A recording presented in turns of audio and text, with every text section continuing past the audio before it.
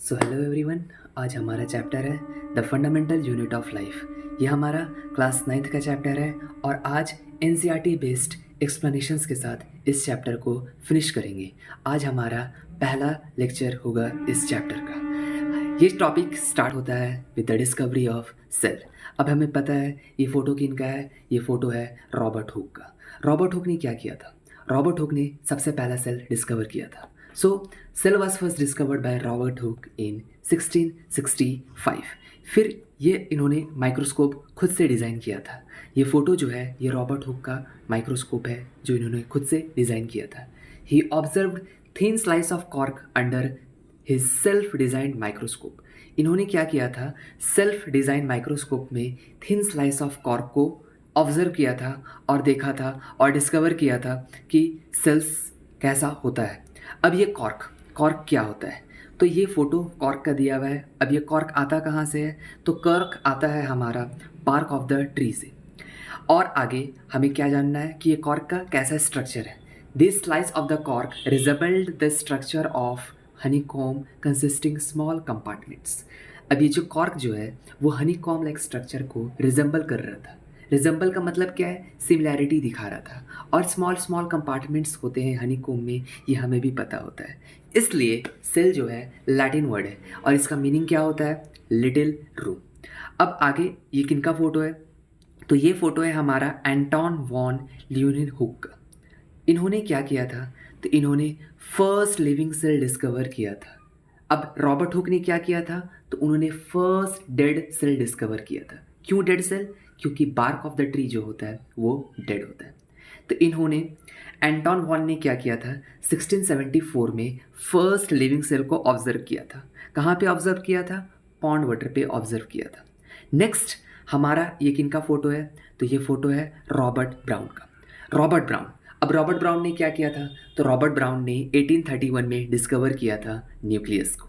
Next हमारा ये photo किनका है? तो ये फ़ोटो है जे.ई. पुरकिंजे का।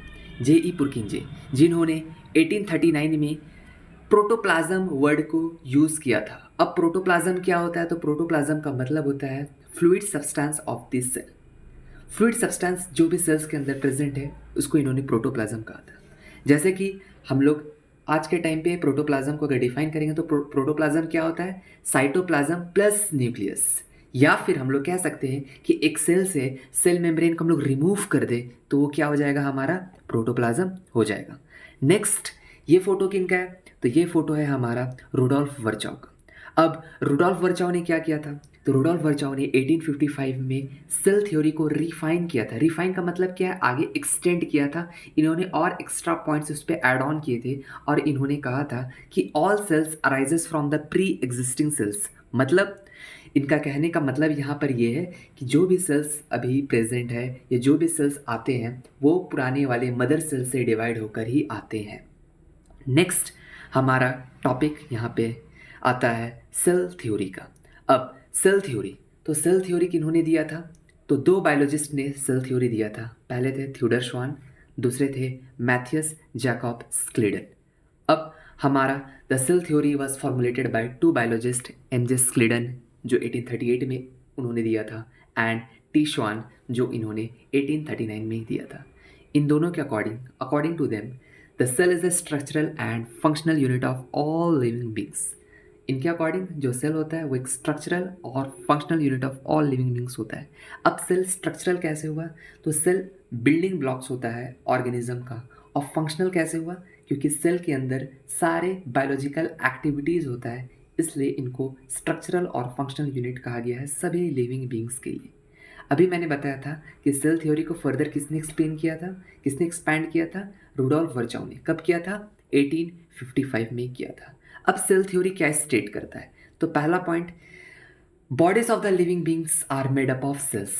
जितने भी लिविंग बींग्स हैं वो सेल से बने होते हैं, इसलिए cell is the basic unit of life. दूसरा point, activities of organism are the sum total of the activities of its cell. जितने भी ऑर्गेनिजम्स अपनी एक्टिविटीज़ दिखाते हैं वो सभी सम किसका होता है? डिफरेंट डिफरेंट सेल्स के डिफरेंट डिफरेंट एक्टिविटीज़ को ऐड ऑन करते हैं तो ऑर्गेनिज्म का एक्टिविटीज़ दिखता है। और third point, every new sales arises from the pre existing sales. ये पॉइंट किसने डिफाइन किया था? तो अभी हमने पढ़ा था 1855 में रूडोल्फ वर्चोव ने। आज के लिए इतना ही। कमेंट कीजिएगा। Thanks for watching the video. आप लोगों को जो भी पॉइंट्स में दिक्कत होगा वो आप कमेंट पे डाल दीजिएगा। वीडियो को लाइक कीजिएगा, वीडियो के बारे में कमेंट कीजिएगा, वीडियो को शेयर कीजिएगा अपने दोस्तों के साथ, अपने फ्रेंड्स के साथ, और चैनल को सब्सक्राइब कीजिएगा ताकि हमारा लेटेस्ट वीडियो आता रहे और हम नेक्स्ट लेक्चर को देखें। Thank you.